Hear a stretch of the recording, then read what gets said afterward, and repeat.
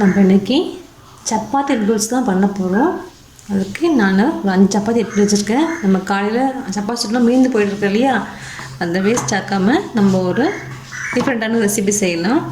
சப்பாத்தி நான் 5 சப்பாத்தி இருக்குது, இது நம்ம கட் பண்ணிக்கலாம்.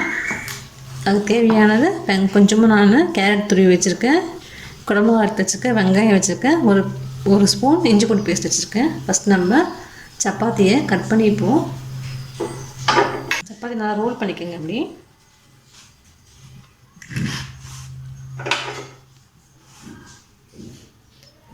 மெலிசாக இந்த சைடு வச்சு கட் பண்ணிங்கன்னா நம்ம நூடுல்ஸ் பண்ணுற மாதிரி மெலிசாக வந்து விழும் நம்மளுக்கு.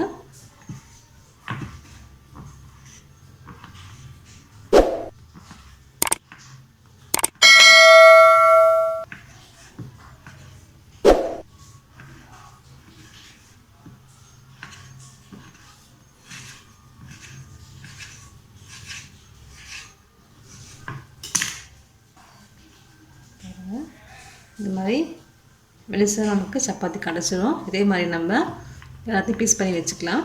பாருங்கள், நம்ம எல்லா சப்பாத்தியும் கட் பண்ணி வச்சாச்சு. இப்போ நம்ம எப்படி செய்கிறதுன்னு பார்க்கலாம். கடாயில் எண்ணெய் ஊற்றி வச்சு காஞ்சது நம்ம கொஞ்சமாக சீரகம் போட்டுக்கலாம்,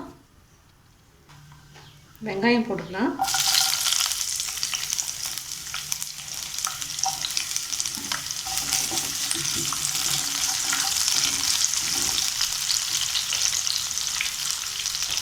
உப்பு ஆட் பண்ணிப்போம், இஞ்சி பூண்டு பேஸ்ட்டும் இதை போட்டுக்கலாம்.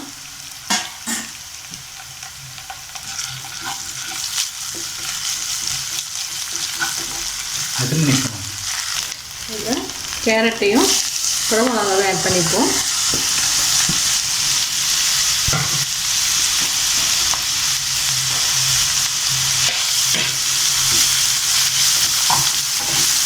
ஒரு 2 மினிட்ஸ் இதை மூடி வச்சுக்கலாம். நம்ம நல்லா வேகட்டும்.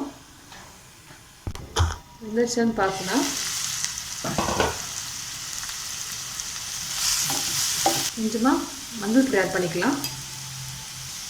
நம்ம இதில் கொஞ்சமாக சோயா சாஸ் ஆட் பண்ணிக்கலாம். 1 ஸ்பூன் ஆட் பண்ணிக்கலாம். 1 ஸ்பூன் டொமேட்டோ சாஸ் ஆட் பண்ணிப்போம். 1 ஸ்பூன் சில்லி சாஸ் ஆட் பண்ணிக்கலாம்.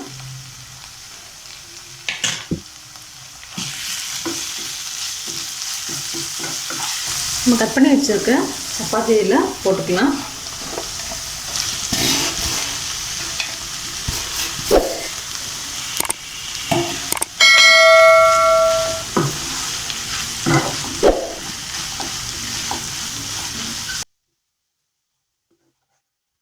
பரட்டி விடுங்க, அந்த மசாலாலாம் அது இறங்கட்டும்.